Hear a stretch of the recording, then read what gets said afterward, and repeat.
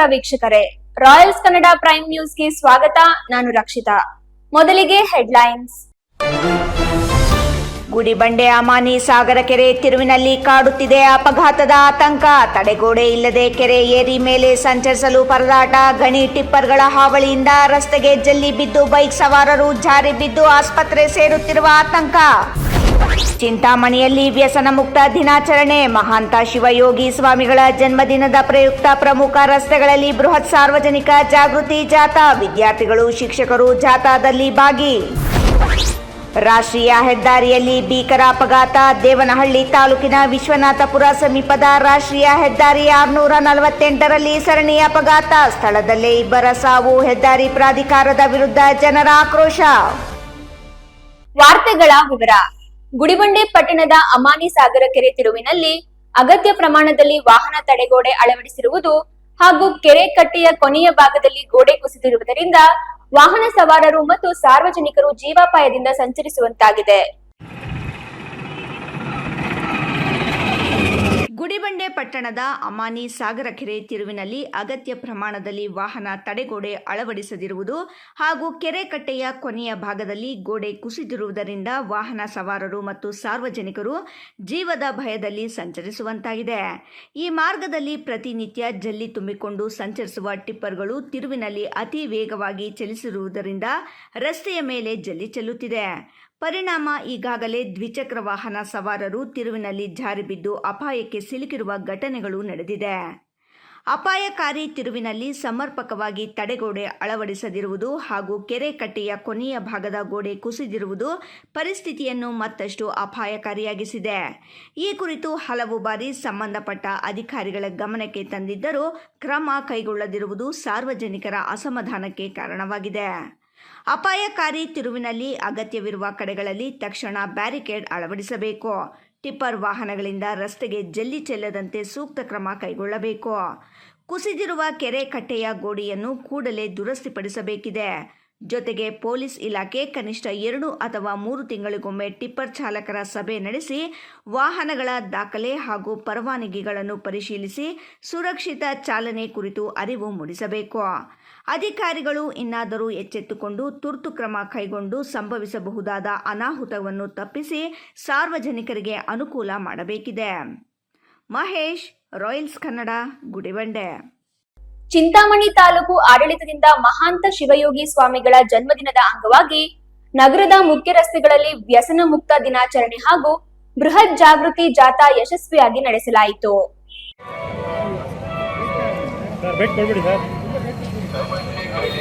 ಚಿಂತಾಮಣಿ ತಾಲೂಕು ಆಡಳಿತದಿಂದ ಮಹಾಂತ ಶಿವಯೋಗಿ ಸ್ವಾಮಿಗಳ ಜನ್ಮದಿನದ ಅಂಗವಾಗಿ ನಗರದ ಮುಖ್ಯ ರಸ್ತೆಗಳಲ್ಲಿ ವ್ಯಸನ ಮುಕ್ತ ದಿನಾಚರಣೆ ಹಾಗೂ ಬೃಹತ್ ಜಾಗೃತಿ ಜಾಥಾ ಯಶಸ್ವಿಯಾಗಿ ನಡೆಸಲಾಯಿತು. ನಗರದ ಪ್ರವಾಸಿ ಮಂದಿರದಿಂದ ನಡೆದ ಈ ಜಾಗೃತಿ ಜಾಥಾದಲ್ಲಿ ಶಾಲಾ ಕಾಲೇಜುಗಳ ವಿದ್ಯಾರ್ಥಿಗಳು, ವಿವಿಧ ಇಲಾಖೆಯ ತಾಲೂಕು ಮಟ್ಟದ ಅಧಿಕಾರಿಗಳು, ಶಿಕ್ಷಕರು ಭಾಗವಹಿಸಿ ಧೂಮಪಾನ, ಮದ್ಯಪಾನ ಮತ್ತು ಮಾದಕ ದ್ರವ್ಯಗಳ ವಿರುದ್ಧ ಜಾಗೃತಿ ಮೂಡಿಸುವ ಪ್ಲೇ ಕಾರ್ಡ್ಗಳನ್ನು ಹಿಡಿದು ಜಾಗೃತಿ ಮೂಡಿಸಿದರು. ತಹಸೀಲ್ದಾರ್ ಸುದರ್ಶನ್ ಯಾದವ್ ಮಾತನಾಡಿ, ಯುವ ಜನತೆ ಮತ್ತು ವಿದ್ಯಾರ್ಥಿಗಳು ಸಿಗರೇಟ್, ಡ್ರಗ್ಸ್ ಹಾಗೂ ಇತರ ದುರಭ್ಯಾಸಗಳಿಗೆ ಬಲಿಯಾಗುತ್ತಿರುವುದು ಕಳವಳಕಾರಿ ಸಂಗತಿ. ಇಂತಹ ವ್ಯಸನಗಳಿಂದ ಜೀವನ ಹೇಗೆ ನಾಶವಾಗುತ್ತದೆ ಎಂಬ ಅರಿವು ಮೂಡಿಸಲು ಈ ಜಾಥಾ ಹಮ್ಮಿಕೊಳ್ಳಲಾಗಿದೆ. ಬೆಳೆಯುವ ಮಕ್ಕಳು ದುರಭ್ಯಾಸಗಳಿಂದ ದೂರವಿದ್ದು ಉತ್ತಮ ಜೀವನ ಕಟ್ಟಿಕೊಳ್ಳಬೇಕು ಎಂದರು.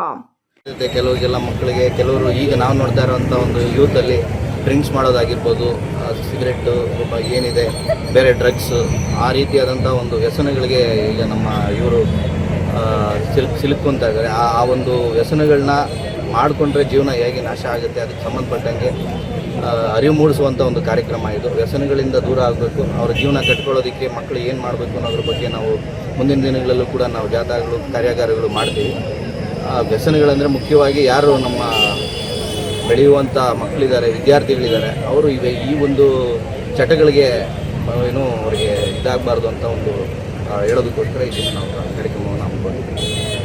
ಮುಂದಿನ ದಿನಗಳಲ್ಲಿ ಸರ್ಕಾರಿ ಹಾಗೂ ಖಾಸಗಿ ಶಿಕ್ಷಣ ಸಂಸ್ಥೆಗಳಲ್ಲಿ ಪೊಲೀಸ್ ಮತ್ತು ಅಬಕಾರಿ ಇಲಾಖೆಯ ಸಹಯೋಗದೊಂದಿಗೆ ದುರಭ್ಯಾಸಗಳ ವಿರುದ್ಧ ಮತ್ತಷ್ಟು ಜಾಥಾ ಜಾಗೃತಿ ಕಾರ್ಯಾಗಾರಗಳನ್ನು ಆಯೋಜಿಸಲಾಗುವುದು ಎಂದು ಅವರು ಮಾಹಿತಿ ನೀಡಿದರು. ಇಮ್ರಾನ್ ಖಾನ್, ರಾಯಲ್ಸ್ ಕನ್ನಡ, ಚಿಂತಾಮಣಿ.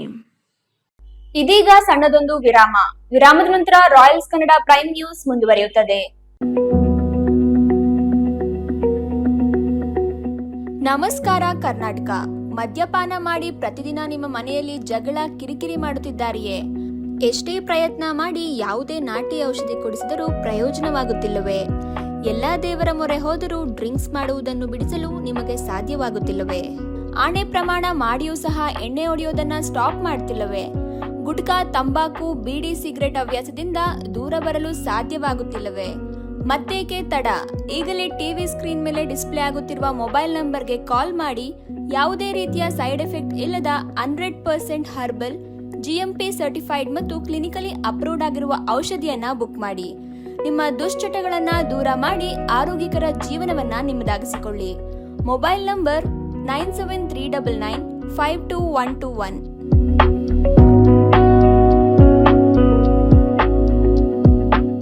ವಿರಾಮದ ನಂತರ ರಾಯಲ್ಸ್ ಕನ್ನಡ ಪ್ರೈಮ್ ನ್ಯೂಸ್ಗೆ ಸ್ವಾಗತ. ದೇವನಹಳ್ಳಿ ತಾಲೂಕಿನ ವಿಶ್ವನಾಥಪುರ ಗ್ರಾಮದ ಸಮೀಪದ ರಾಷ್ಟ್ರೀಯ ಹೆದ್ದಾರಿ 648ರಲ್ಲಿ ಭಾನುವಾರ ಭೀಕರ ಸರಣಿ ಅಪಘಾತ ಸಂಭವಿಸಿ ಇಬ್ಬರು ಸ್ಥಳದಲ್ಲಿಯೇ ಮೃತಪಟ್ಟಿರುವ ಘಟನೆ ನಡೆದಿದೆ.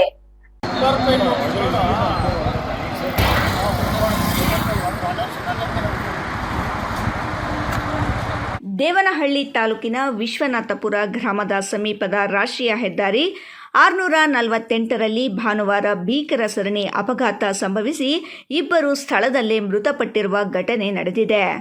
ಪೊಲೀಸರ ಪ್ರಾಥಮಿಕ ಮಾಹಿತಿಯಂತೆ ದೊಡ್ಡಬಳ್ಳಾಪುರ ಕಡೆಯಿಂದ ದೇವನಹಳ್ಳಿ ಕಡೆಗೆ ಅತಿ ವೇಗವಾಗಿ ಬರುತ್ತಿದ್ದ ಕ್ಯಾಂಟರ್ ಚಾಲಕನ ಅಜಾಗರೂಕ ಚಾಲನೆಯಿಂದ ಮುಂದೆ ಸಂಚರಿಸುತ್ತಿದ್ದ ಟ್ರ್ಯಾಕ್ಟರ್ಗೆ ಹಿಂಬದಿಯಿಂದ ಡಿಕ್ಕಿ ಹೊಡೆದಿದ್ದಾನೆ.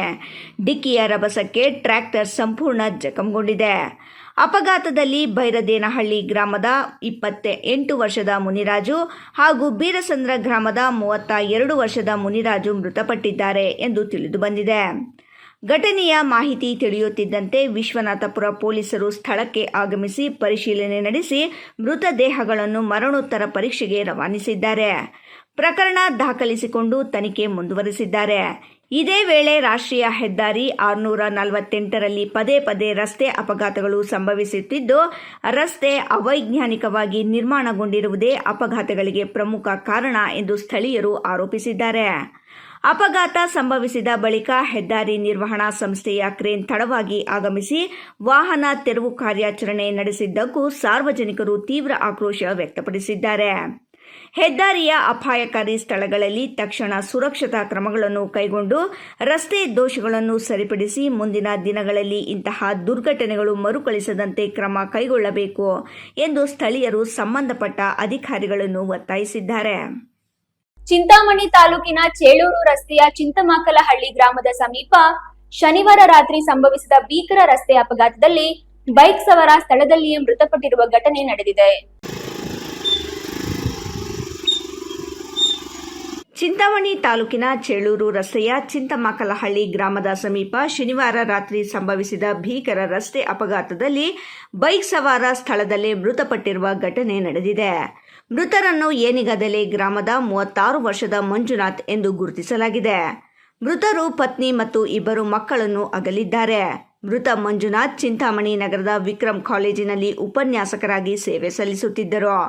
ಶನಿವಾರ ರಾತ್ರಿ ತಮ್ಮ ಸ್ವಗ್ರಾಮ ಏನಿಗದಲೆ ಕಡೆ ಬೈಕ್ನಲ್ಲಿ ತೆರಳುತ್ತಿದ್ದ ವೇಳೆ ಚಿಂತಮಾಕಲಹಳ್ಳಿ ಗ್ರಾಮದ ಸಮೀಪ ಟೆಂಪೋ ಬೈಕ್ಗೆ ಡಿಕ್ಕಿ ಹೊಡೆದ ಪರಿಣಾಮ ಗಂಭೀರವಾಗಿ ಗಾಯಗೊಂಡು ಸ್ಥಳದಲ್ಲೇ ಮೃತಪಟ್ಟಿದ್ದಾರೆ. ಘಟನೆ ಕುರಿತು ಮಾಹಿತಿ ತಿಳಿದ ಕೂಡಲೇ ಕೆಂಚರ್ಲಹಳ್ಳಿ ಪೊಲೀಸರು ಸ್ಥಳಕ್ಕೆ ಭೇಟಿ ನೀಡಿ ಪರಿಶೀಲನೆ ನಡೆಸಿದರು. ಮೃತದೇಹವನ್ನು ಮರಣೋತ್ತರ ಪರೀಕ್ಷೆಗಾಗಿ ಚಿಂತಾಮಣಿ ಸಾರ್ವಜನಿಕ ಆಸ್ಪತ್ರೆಗೆ ರವಾನಿಸಲಾಗಿದೆ.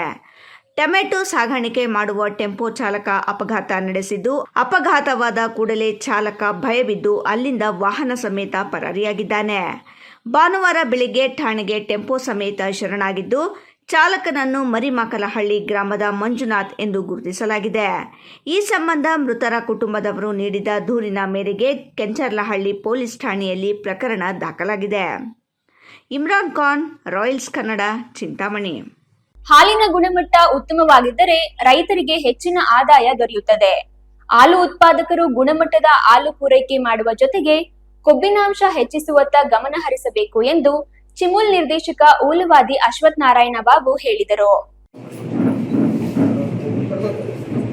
ಚಿಂತಾಮಣಿ ತಾಲೂಕಿನ ಮುರುಘಮಲ್ಲ ಗ್ರಾಮದ ಮುಕ್ತೇಶ್ವರ ಸ್ವಾಮಿ ಬೆಟ್ಟದ ಅಯ್ಯಪ್ಪ ಸ್ವಾಮಿ ದೇವಾಲಯದ ಆವರಣದಲ್ಲಿ ಕಸಬಾ ಹಾಗೂ ಮುರುಘಮಲ್ಲ ಹೋಬಳಿಯ ಹಾಲು ಉತ್ಪಾದಕ ಸಹಕಾರ ಸಂಘಗಳ ಪ್ರಗತಿ ಪರಿಶೀಲನಾ ಸಭೆಯಲ್ಲಿ ಮಾತನಾಡಿದ ಚಿಮ್ಮುಲ್ ನಿರ್ದೇಶಕ ಊಲವಾಡಿ ಅಶ್ವಥ್ ನಾರಾಯಣ್ ಬಾಬು, ಚಿಮ್ಮುಲ್ ಅಧ್ಯಕ್ಷ ಮಂಜುನಾಥ ರೆಡ್ಡಿ ನೇತೃತ್ವದಲ್ಲಿ ಸಂಘವನ್ನು ಮತ್ತಷ್ಟು ಬಲಪಡಿಸುವ ಕಾರ್ಯ ನಡೆಯುತ್ತಿದ್ದು, ರೈತರಿಗೆ ಸಿಗಬೇಕಾದ ಸೌಲಭ್ಯಗಳನ್ನು ತಲುಪಿಸಲು ನಿರಂತರ ಪ್ರಯತ್ನಿಸಲಾಗುತ್ತಿದೆ ಎಂದು ತಿಳಿಸಿದರು. ಬರಗಾಲದ ಹಿನ್ನೆಲೆ ಹೈನುಗಾರಿಕೆಯನ್ನು ಅವಲಂಬಿಸಿರುವ ರೈತರಿಗೆ ಸರ್ಕಾರದಿಂದ ನೀಡಲಾಗುತ್ತಿರುವ 2 ರೂಗಳ ಪ್ರೋತ್ಸಾಹ ಧನವನ್ನು ಹೆಚ್ಚಿಸುವಂತೆ ಸರ್ಕಾರಕ್ಕೆ ಮನವಿ ಸಲ್ಲಿಸಲು ಕ್ರಮ ಕೈಗೊಳ್ಳಲಾಗುವುದು ಎಂದರು. ಹಾಲಿನ ಗುಣಮಟ್ಟಕ್ಕೆ ಅನುಗುಣವಾಗಿ ದರ ನಿಗದಿಯಾಗುವುದರಿಂದ ಫ್ಯಾಟ್ ಹಾಗೂ ಎಸ್ಎನ್ಎಫ್ ಪ್ರಮಾಣ ಹೆಚ್ಚಿಸುವತ್ತ ರೈತರು ವಿಶೇಷ ಗಮನ ಹರಿಸಬೇಕು. ಖಾಸಗಿ ಡೈರಿಗಳೊಂದಿಗೆ ಸ್ಪರ್ಧಿಸುವ ಹಿನ್ನೆಲೆಯಲ್ಲಿ ಗುಣಮಟ್ಟದ ಹಾಲು ಉತ್ಪಾದನೆ ಅತ್ಯಗತ್ಯವಾಗಿದೆ ಎಂದರು. ಸಭೆಯಲ್ಲಿ ಪಶು ವೈದ್ಯರಿಂದ ಪಶುಗಳ ಆರೋಗ್ಯ ಮತ್ತು ಹೈನುಗಾರಿಕೆ ಕುರಿತು ರೈತರಿಗೆ ಮಾಹಿತಿ ನೀಡಲಾಯಿತು. ಮೃತಪಟ್ಟ ಜಾನುವಾರುಗಳ ಫಲಾನುಭವಿಗಳಿಗೆ ರು 7.55 ಲಕ್ಷ ಮೊತ್ತದ ಪರಿಹಾರದ ಚೆಕ್ಗಳನ್ನು ವಿತರಿಸಲಾಯಿತು. ಅಲ್ಲದೆ ಬಿಎಂಸಿ ಕಟ್ಟಡ ಕಾಮಗಾರಿಗೆ 1 ಲಕ್ಷ ರು ಅನುದಾನ ನೀಡಲಾಯಿತು. ಚಿಮ್ಮುಲ್ ಅಧ್ಯಕ್ಷ ಮಂಜುನಾಥ ರೆಡ್ಡಿ ಮಾತನಾಡಿ, ಹಾಲು ಉತ್ಪಾದನೆಯಲ್ಲಿ ಮುಂಚೂಣಿಯಲ್ಲಿರುವ ಕೋಲಾರ ಮತ್ತು ಚಿಕ್ಕಬಳ್ಳಾಪುರ ಜಿಲ್ಲೆಗಳ ಹಾಲು ಒಕ್ಕೂಟದಿಂದ ಹಾಲಿನ ಗುಣಮಟ್ಟ ಕಾಪಾಡುವ ಹಾಗೂ ರೈತರಿಗೆ ಸಿಗುವ ಸೌಲಭ್ಯಗಳ ಕುರಿತು ಪ್ರತ್ಯೇಕ ಜಾಗೃತಿ ಸಭೆಯನ್ನು ಹಮ್ಮಿಕೊಂಡು ಒಕ್ಕೂಟದ ಪ್ರಗತಿ, ಹಾಲಿನ ಗುಣಮಟ್ಟದ ಪ್ರಾಮುಖ್ಯತೆ ಮತ್ತು ಮುಂದಿನ ಗುರಿಗಳ ಕುರಿತು ಸಭೆಯಲ್ಲಿ ವಿಸ್ತೃತವಾಗಿ ಚರ್ಚೆ ಮಾಡುತ್ತಿರುವುದಾಗಿ ಹೇಳಿದರು. ಹಾಲು ಮಾರಾಟದಲ್ಲಿ ಗುಣಮಟ್ಟ ಅತ್ಯಂತ ಮುಖ್ಯವಾಗಿದ್ದು, ಬೇರೆ ಯೂನಿಟ್ಗಳಂತೆ ಗುಣಮಟ್ಟ ಕಾಯ್ದುಕೊಳ್ಳದಿದ್ದರೆ ಒಕ್ಕೂಟಕ್ಕೆ ನಷ್ಟವಾಗಲಿದೆ. ಬಾಗೇಪಲ್ಲಿ, ಶ್ರೀನಿವಾಸಪುರ, ಚಿಂತಾಮಣಿ ಹಾಗೂ ಶಿಡ್ಲಘಟ್ಟ ಸೇರಿದಂತೆ ಒಕ್ಕೂಟದ ವ್ಯಾಪ್ತಿಯಲ್ಲಿ ಖಾಸಗಿ ಡೈರಿಗಳ ಪೈಪೋಟಿಯನ್ನು ಸಮರ್ಥಕವಾಗಿ ಎದುರಿಸಲು ಹಾಲಿನ ಗುಣಮಟ್ಟವೇ ನಮ್ಮ ಅಸ್ತ್ರ ಎಂದರು.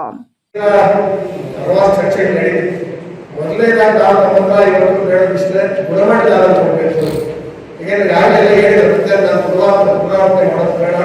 ಹಾಲಿನ ಗುಣಮಟ್ಟ ಯಾಕೆ ಹೇಳ್ಬೇಕು ಅಂದ್ರೆ ನಾವು ಈಗ ಪ್ರತಿಯೊಬ್ಬರು ಗೊತ್ತು ರೈತರು ಇವತ್ತು ಎಲ್ಲೇ ಹೋದ್ರು ಕೂಡ ನಾವು ಪ್ರತಿ ವಸ್ತು ಖರೀದಿ ಮಾಡಿದಾಗ ಕೂಡ ಆ ದುಡ್ಡಿಗೆ ತಕ್ಕ ಮಟ್ಟಿಗೆ ಏನಾಗುತ್ತೆ ಅದಕ್ಕೆ ನಾವು ಕ್ವಾಲಿಟಿ ಕೇಳ್ತೀವಿ, ಅಂದ್ರೆ ಗುಣಮಟ್ಟ ಕೇಳ್ತೀವಿ. ಇವತ್ತು ಟೊಮೊಟ ಹುಳಿ ತಗೊಂಡ್ವಿ, 100 ರೂಪಾಯಿಂದ ಸ್ಟಾರ್ಟ್ ಆಗ್ತದೆ, 150 ರೂಪಾಯಿ ಕೂಡ ಕೆಜಿ ಹುಳಿ ಸಿಗ್ತದೆ, ಅಥವಾ 10 ರೂಪಾಯಿಂದ ಹುಳಿ ಸಿಗ್ತದೆ. ಅಂದ್ರೆ 10 ಕ್ವಾಲಿಟಿ ಅದ್ರ ಮೇಲೆ ಇರ್ತದೆ. ಅದರಿಂದ ಇವತ್ತು ಬಟ್ಟೆ ತಗೊಂಡಿದ್ದೀವಿ, ರೈಮಂಡ್ಸ್ ಎಷ್ಟು, ಬೇರೆ ಕಡಿಮೆ ಮಾಡಿರ್ತಕ್ಕಂಥ ಬಟ್ಟೆ ಎಷ್ಟು. ಸ್ಕೂಲ್ಸು ಅಷ್ಟೇ, ಗೌರ್ಮೆಂಟ್ ಸ್ಕೂಲ್ ಎಷ್ಟು, ಇವತ್ತು ಬೇರೆ ದೊಡ್ಡ ಮಟ್ಟದಲ್ಲಿ ಇವತ್ತು ಸ್ಕೂಲ್ಸ್ ತೆಗೆಸ್ಬೇಕಂದ್ರೆ ಇವತ್ತು ಅದಕ್ಕೆ ಡೊನೇಷನ್ ಎಷ್ಟು. ಪ್ರತಿಯೊಂದರಲ್ಲೂ ಕೂಡ ಇವತ್ತು ಇವತ್ತು ದುಡ್ಡು ಹೆಚ್ಚಿಗೆ ಕೊಡ್ಬೇಕಂದ್ರೆ ನಾವು ಕೇಳೋದು ಕ್ವಾಲಿಟಿ, ಗುಣಮಟ್ಟ. ಅದರಿಂದ ನಾವು ತಿನ್ನೋ ಪದಾರ್ಥನೂ ಅಷ್ಟೇ, ಬೇರೆ ಬೆಂಗಳೂರು ಫುಟ್ಪಾತ್ ಅಲ್ಲಿ ಊಟ ಸಿಗ್ತದೆ, 5 ಸ್ಟಾರ್ ಊಟ ಸಿಗ್ತದೆ. ಅದರಿಂದ ಪ್ರತಿಯೊಬ್ಬರು ಕೂಡ ಎಲ್ಲಿ ನಾವು ದುಡ್ಡು ಜಾಸ್ತಿ ಕೊಡ್ತೀವಿ ಗುಣಮಟ್ಟ ಜಾಸ್ತಿ ಇರ್ತದೆ. ಅದಕ್ಕೆ ಯಾಕೆ ನಿಮ್ಗೆ ಎಕ್ಸಾಂಪಲ್ ಹೇಳ್ತಿದ್ದೀನಿ ಅಂದ್ರೆ, ನಾನು ಹಿಂದೆ ಹಾಲು ಬರೀ ನೀರು ನಾವು ಕೊಡ್ತೀವಿ, 50% ನೀರಿತ್ತು. ಆದ್ರೆ ರೈತರು ಇವತ್ತು ಮತ್ತೆ ನಮ್ಮ ಆಡಳಿತ ಕಾರ್ಯದರ್ಶಿಗಳು, ಅಧ್ಯಕ್ಷರು ಎಲ್ಲರೂ ಸೇರಿ ಒಂದು ಒಕ್ಕೂಟ ಕೊಡ್ತಕ್ಕಂಥ ಸೌಲಭ್ಯಗಳನ್ನ ಸದ್ಬಳಕೆ ಮಾಡ್ತೀವಿ. ಇವತ್ತು ಸೆಪ್ಟೆಂಬರ್ 1ರಿಂದ ಎನ್ಡಿಪಿ ಮತ್ತು ಎಂಎಸ್ಪಿ ಯೋಜನೆಯಡಿ ಹಾಲಿನ ಮಾದರಿಗಳನ್ನು ಪರೀಕ್ಷಿಸಲು ಅತ್ಯಾಧುನಿಕ ಯಂತ್ರಗಳನ್ನು ಅಳವಡಿಸಲಾಗುತ್ತಿದ್ದು, ಕೇವಲ 2-3 ನಿಮಿಷಗಳಲ್ಲಿ ಹಾಲಿನಲ್ಲಿರುವ ನೀರಿನಂಶ ಹಾಗೂ ಇಳುವರಿಯನ್ನು ನಿಖರವಾಗಿ ಪತ್ತೆ ಹಚ್ಚಿ ಆನ್ಲೈನ್ ಮಾಡಲು ಕ್ರಮ ಕೈಗೊಳ್ಳಲಾಗುತ್ತಿದೆ. ಪ್ರಸ್ತುತ ಒಕ್ಕೂಟದ ವ್ಯಾಪ್ತಿಯಲ್ಲಿ ಪ್ರತಿದಿನ 5 ಲಕ್ಷದಿಂದ 5.65 ಲಕ್ಷ ಲೀಟರ್ವರೆಗೆ ಹಾಲು ಉತ್ಪಾದನೆಯಾಗುತ್ತಿದ್ದು, ಮುಂದಿನ ದಿನಗಳಲ್ಲಿ ಇದನ್ನು 7 ಲಕ್ಷ ಲೀಟರ್ಗೆ ಹೆಚ್ಚಿಸುವ ಗುರಿ ಹೊಂದಲಾಗಿದೆ. ರೈತರು ಈ ನಿಟ್ಟಿನಲ್ಲಿ ಸಂಪೂರ್ಣ ಸಹಕಾರ ನೀಡಬೇಕು. ಒಕ್ಕೂಟವು ತೆರಿಗೆ ವಿನಾಯಿತಿ ಹಾಗೂ ರೈತರ ಹಿತಾಸಕ್ತಿಯನ್ನು ಗಮನದಲ್ಲಿಟ್ಟುಕೊಂಡು ಲಾಭದ ಹಣವನ್ನು ರೈತರಿಗೆ ವಿವಿಧ ಸೌಲಭ್ಯಗಳ ರೂಪದಲ್ಲಿ ತಲುಪಿಸುತ್ತಿದೆ. ಒಕ್ಕೂಟವು ಕಳೆದ ವರ್ಷ ಉತ್ತಮ ಲಾಭ ಗಳಿಸಿದ್ದು, ರೈತರ ಅಭಿವೃದ್ಧಿಗೆ ಬದ್ಧವಾಗಿದೆ ಎಂದು ಅಧ್ಯಕ್ಷರು, ರೈತರು ಚೆನ್ನಾಗಿದ್ದರೆ ಮಾತ್ರ ಒಕ್ಕೂಟ ಉಳಿಯಲು ಸಾಧ್ಯ.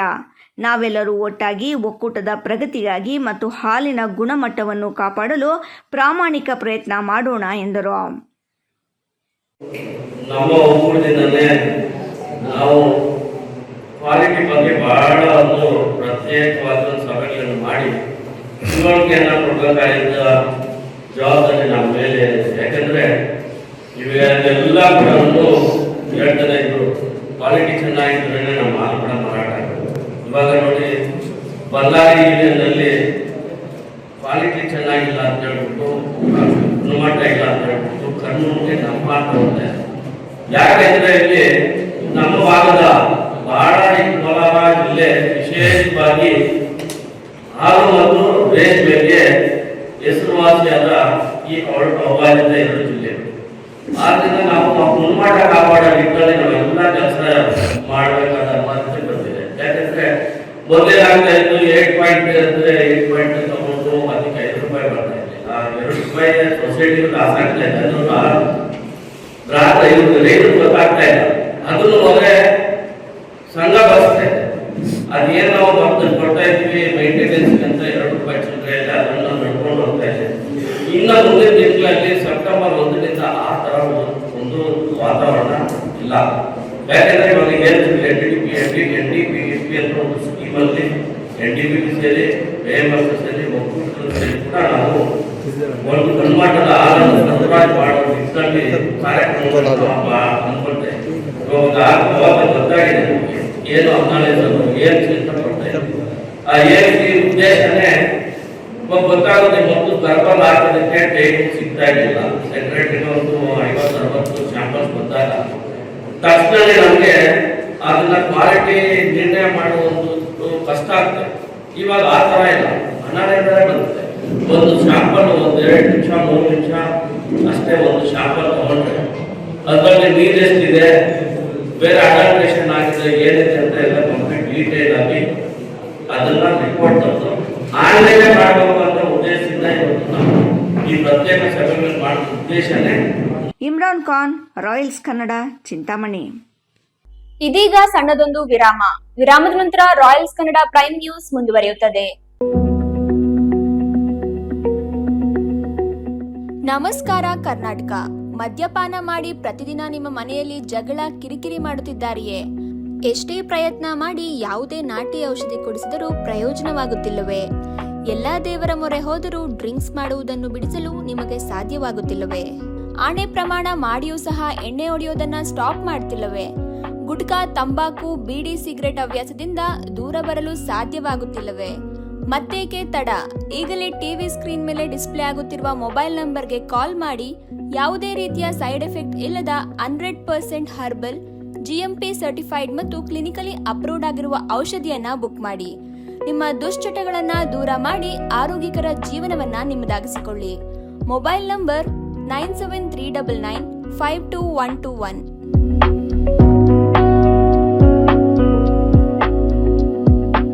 ವಿರಾಮದ ನಂತರ ರಾಯಲ್ಸ್ ಕನ್ನಡ ಪ್ರೈಮ್ ನ್ಯೂಸ್ಗೆ ಮತ್ತೆ ಸ್ವಾಗತ. ಚಿಂತಾಮಣಿ ಮದನಪಲ್ಲಿ ರಸ್ತೆಯ ಗೋಪಲ್ಲಿ ಗೇಟ್ ಸಮೀಪ ಶನಿವಾರ ಸಂಭವಿಸಿದ ಭೀಕರ ರಸ್ತೆ ಅಪಘಾತದಲ್ಲಿ ಮಹಿಳೆಯೊಬ್ಬರು ಸ್ಥಳದಲ್ಲಿಯೇ ಮೃತಪಟ್ಟಿದ್ದು, 2 ಗಾಯಗೊಂಡಿದ್ದಾರೆ. ಮದನಪಲ್ಲಿಯಿಂದ ಬೆಂಗಳೂರಿನತ್ತ ತೆರಳುತ್ತಿದ್ದ ಕಾರು ಮುಂದೆ ಸಾಗುತ್ತಿದ್ದ ಆಟೋಗೆ ಡಿಕ್ಕಿ ಹೊಡೆದ ಪರಿಣಾಮ ಈ ದುರ್ಘಟನೆ ಸಂಭವಿಸಿದೆ.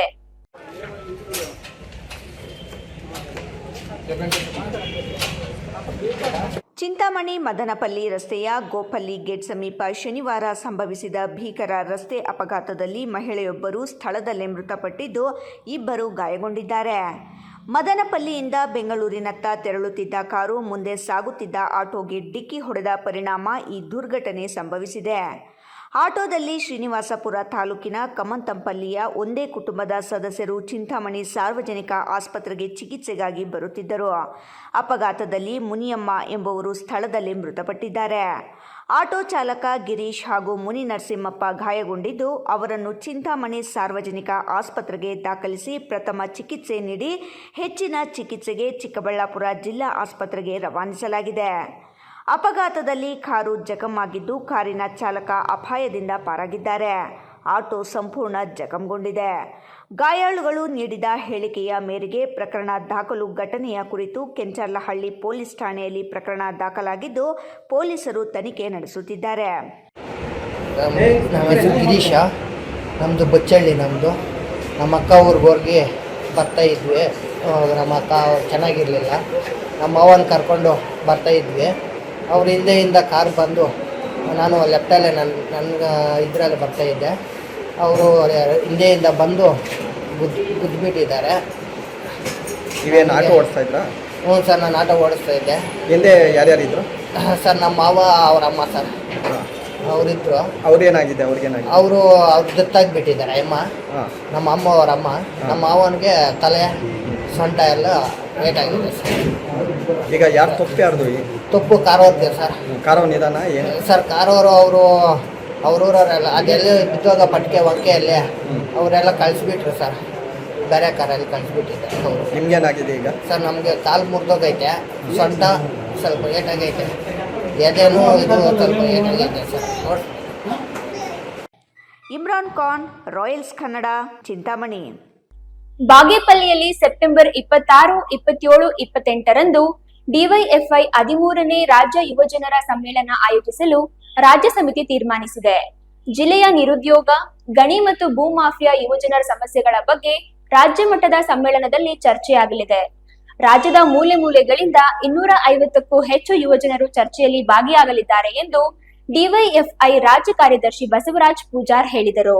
ಬಾಗೇಪಲ್ಲಿ ಪಟ್ಟಣದ ಕೆಎನ್ಎಸ್ ಫಂಕ್ಷನ್ ಹಾಲ್ನಲ್ಲಿ ಭಾರತ ಪ್ರಜಾಸತ್ತಾತ್ಮಕ ಯುವಜನ ಫೌಂಡೇಶನ್ 13ನೇ ರಾಜ್ಯ ಯುವಜನರ ಸಮ್ಮೇಳನದ ಅಂಗವಾಗಿ ಸ್ವಾಗತ ಸಮಿತಿ ರಚನಾ ಸಭೆಯಲ್ಲಿ ಮಾತನಾಡಿದ ಡಿವೈಎಫ್ಐ ರಾಜ್ಯ ಕಾರ್ಯದರ್ಶಿ ಬಸವರಾಜ ಪೂಜಾರ್, ಕೋಲಾರ, ಅವಿಭಜಿತ ಚಿಕ್ಕಬಳ್ಳಾಪುರ ಜಿಲ್ಲೆಗಳಲ್ಲಿ ಡಿವೈಎಫ್ಐ, ಎಸ್ಎಫ್ಐ ಸಂಘಟನೆಗಳ ಹೋರಾಟಗಳ ತವರೂರು ಆಗಿದೆ.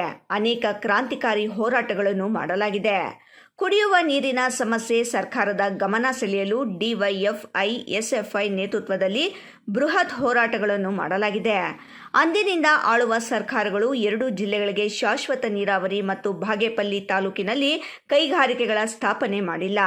ಇದರಿಂದ ನಿರುದ್ಯೋಗ ಯುವಕ ಯುವತಿಯರು ನಗರ ಪ್ರದೇಶಗಳಿಗೆ ವಲಸೆ ಹೋಗಿದ್ದಾರೆ. ಕೃಷಿ ಭೂಮಿಗಳು ಇದೀಗ ಕಾರ್ಪೊರೇಟ್ ಕಂಪನಿಗಳ ಪಾಲಾಗುತ್ತಿವೆ. ಇದರಿಂದ ಜಿಲ್ಲೆಯ ಜ್ವಲಂತ ಸಮಸ್ಯೆಗಳ ಬಗ್ಗೆ ಚರ್ಚೆ ಮಾಡಲಿದ್ದೇವೆ. ಮುಂದಿನ ಹೋರಾಟಗಳನ್ನು ರೂಪಿಸಲಾಗುವುದು ಎಂದರು. ನಮ್ಮ ಬಾಗೇಪಲ್ಲಿ ತಾಲೂಕಿನ ಒಂದು ಸಮಾಜದಲ್ಲಿ ಈ ರೀತಿಯಾದಂತಹ ವಾತಾವರಣವನ್ನ ಬದಲಾವಣೆ ಮಾಡಲಿಕ್ಕೆ ಇದು ಒಂದು ನಾಂದಿ ಆಗಬೇಕು ಅಂತ ಹೇಳಿ ನಾನು ಬಯಸ್ತೇನೆ. ಇಲ್ಲಿರ್ತಕ್ಕಂಥ ಸಮಸ್ಯೆಗಳ ಬಗ್ಗೆ ಮಾತಾಡ್ಕೊಳ್ಳೋದ್ರಿಂದ ಉಪಯೋಗ ಇಲ್ಲ. ಸಮಸ್ಯೆಗಳು ನನಗಿಂತ ನಿಮಗೆ ಬಹಳ ಚೆನ್ನಾಗಿ ಗೊತ್ತಿದೆ.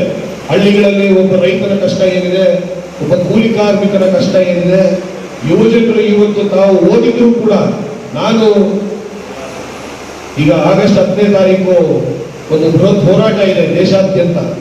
ಆ ಹೋರಾಟದ ಭಾಗವಾಗಿ ಹಳ್ಳಿಗಳಿಗೆ ಹೋಗ್ತಾ ಇದ್ದಂಥ ಸಂದರ್ಭದಲ್ಲಿ MSW ಮಾಡಿರ್ತಕ್ಕಂಥವರು ಕೂಲಿ ಮಾಡ್ತಾ ಇದ್ದಾರೆ. ಡಿಗ್ರಿ ಮಾಡಿ ಲಾ ಓದಬೇಕು ಅಂತೇಳಿ ಆಸೆ ಇರ್ತಕ್ಕಂಥವರು ಲಗೇಜ್ ಆಟೋಗಳನ್ನು ಓಡಿಸ್ಕೊಂಡು ಕೂಲಿ ತರ ಸಿಮೆಂಟ್ ಮೂಟೆಗಳನ್ನು ಹೊರಕೊಂಡು ಜೀವನ ಮಾಡ್ತಾ ಇದ್ದಾರೆ. ಪ್ರತಿ ಗ್ರಾಮದಲ್ಲೂ ಕೂಡ ವಿದ್ಯಾವಂತ ಯುವಕರು ಇವತ್ತು ತಮ್ಮ ವಿದ್ಯೆಗೆ ತಕ್ಕಂತಹ ಒಂದು ಉದ್ಯೋಗ ಅವಕಾಶಗಳು ಸಿಗಿದೆ. ಇಂತಹ ಕೆಲಸಗಳನ್ನು ಮಾಡಿಕೊಂಡು ತಮ್ಮ ಜೀವನವನ್ನು ಸಾಗಿಸ್ತಕ್ಕಂಥ ರೀತಿಯಲ್ಲಿ ಇವತ್ತು ನಮ್ಮ ಸಮಾಜ ನಿರ್ಮಾಣ ಆಗಿದೆ. ಈ ವೇಳೆ ಸ್ವಾಗತ ಸಮಿತಿ ಅಧ್ಯಕ್ಷ ಅನಿಲ್ ಕುಮಾರ್ ಮಾತನಾಡಿ, ದೇಶದ ಭವಿಷ್ಯ ಯುವಜನರ ಮೇಲೆ ಇದೆ.